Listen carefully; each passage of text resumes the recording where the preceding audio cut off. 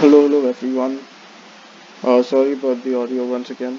Uh, my mic's kind of bad, so I can't really change that in these videos. But again, hello, Troilios here, and welcome back to the Problems with Rank mini-series. Quick brief, don't want to get into a lengthy one this time. This series is made to highlight the problems caused by elo hell, or that like falls under the category of elo hell issues. So we've already covered toxicity and one tricks, and in this video we'll be covering Smurfs. So let me break down Smurfs for you first. So Smurf is essentially a player that is intentionally playing competitive matches at a lower rank than what they actually are. And generally this kind of rank difference is of 2 or 3 ranks. So like a diamond player playing in silver and stuff like that. You wouldn't call a plat player playing in gold a Smurf, he's probably just unlucky. Anyway, so Smurfs, like I said, they play at lower ranks than they actually are, so their skill level is higher than what it is for the other players in the matches they are playing in. So what's the issue with this, right?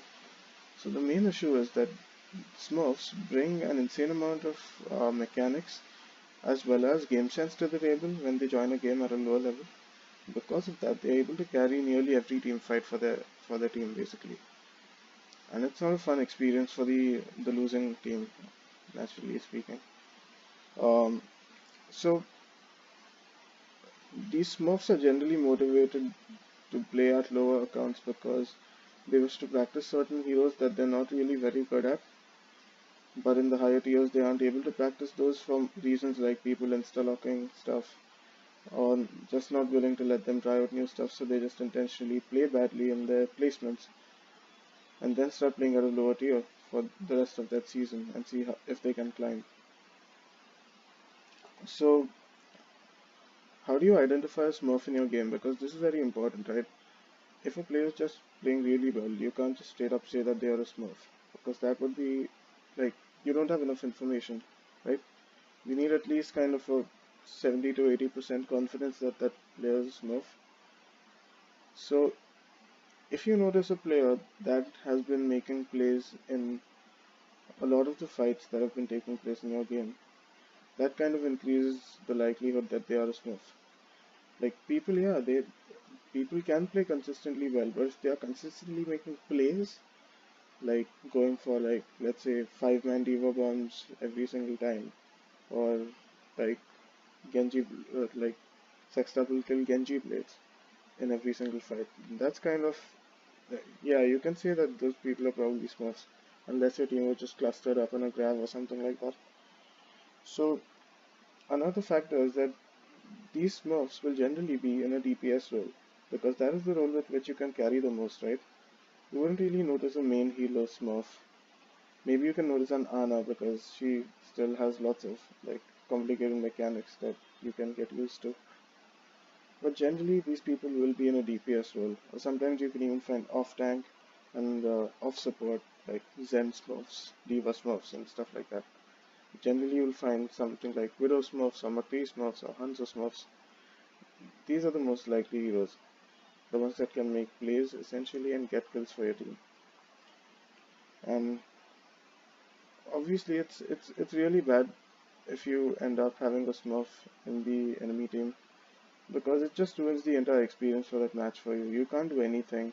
Even if you do something useful, your team isn't able to follow up because the Smurf just outplays them. So it's naturally not fun, right?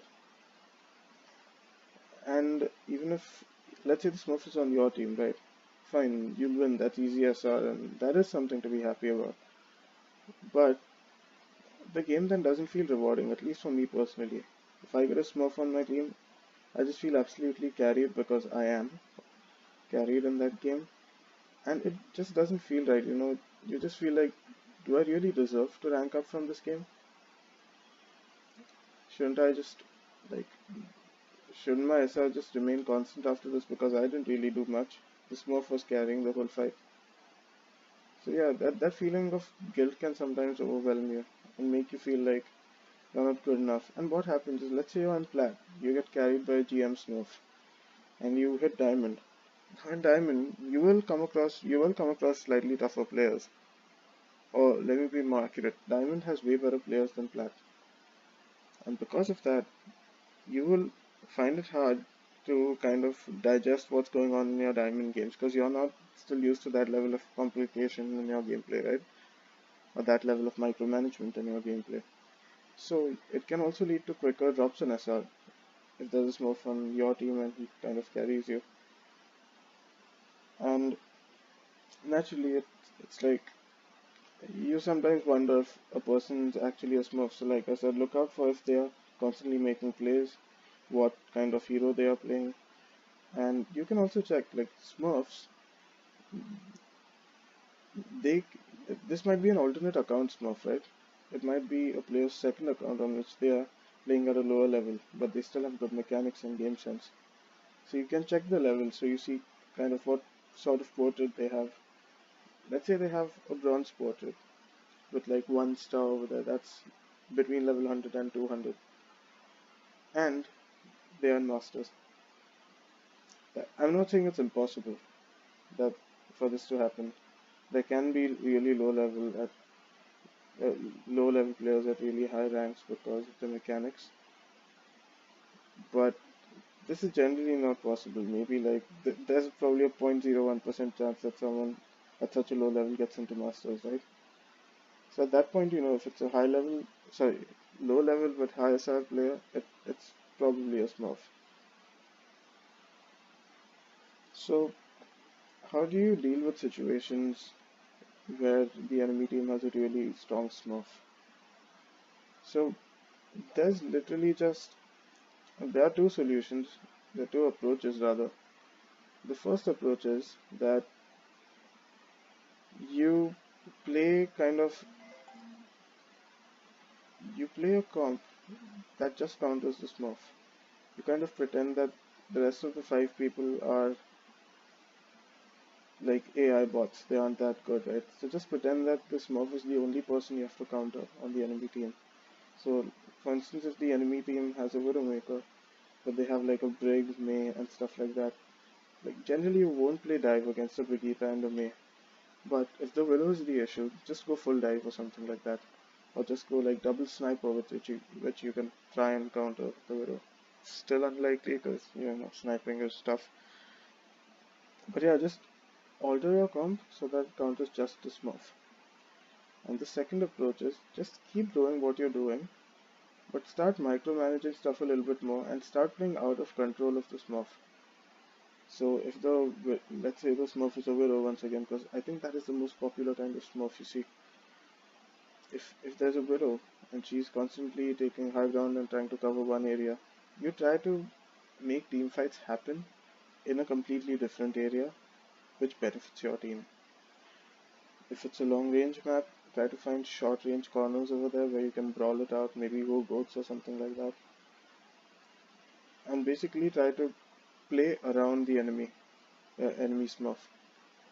So these are the two solutions you can have. You can either just completely tailor your comp to counter the Smurf, or you can just fight in conditions that doesn't really benefit the Smurf without considering your team composition.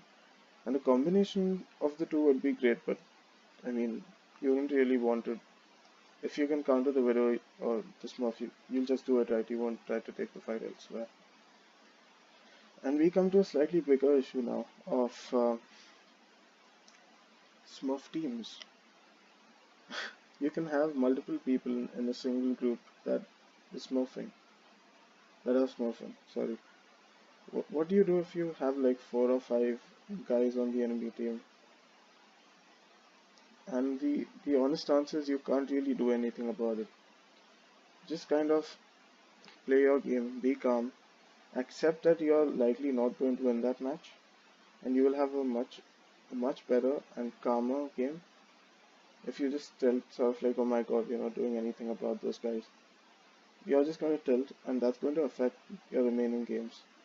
So this is just what I do. When I know there's a Smurf on the enemy team, I just tell my team, okay guys, this is the comp we should play, I feel, to counter the Smurf. If that doesn't work, I just try to make my team like play in a style that doesn't really benefit the Smurf. So yeah, those are my tips. This is a slightly shorter video than the previous ones I've done. But Smurfs they don't really have a solution to them. A strong, like hard countery solution. So the best I could tell you was what I just said. So and Smurfs aren't something you can report, I think. I don't think Smurfing is a like kind of an offense in Blizzard's eyes. So because of that, if you see a Smurf, don't like report them or anything. It's not really going to benefit you. And just think of it this way: if the Smurf is so good, they are just going to climb out of your rank really fast anyway, right? So just kind of stop playing for a while and hope the SR gets high enough that you don't get matched against them again. Alright, that's all. And if you guys learned from this video, feel free to like the video. Uh, doesn't matter if you subscribe or not to my channel. I'm just publicizing this mini series of mine. But yeah, if you disagree with something I said, feel free to add it in the comments. We can have a healthy discussion. And thanks for watching if you've watched till the end, because this will help you make rank a better place for everybody to play in and create a healthy environment. I'll see you in the next video, which will be about throwers, which kind of it's if you make a Venn diagram of all of these issues, throwers are probably at the center of it, right? One tricks, Smurfs, toxic players kind of intersect at throwers at some points. So yeah, I'll speak about that in the next video. See, have a nice season 14.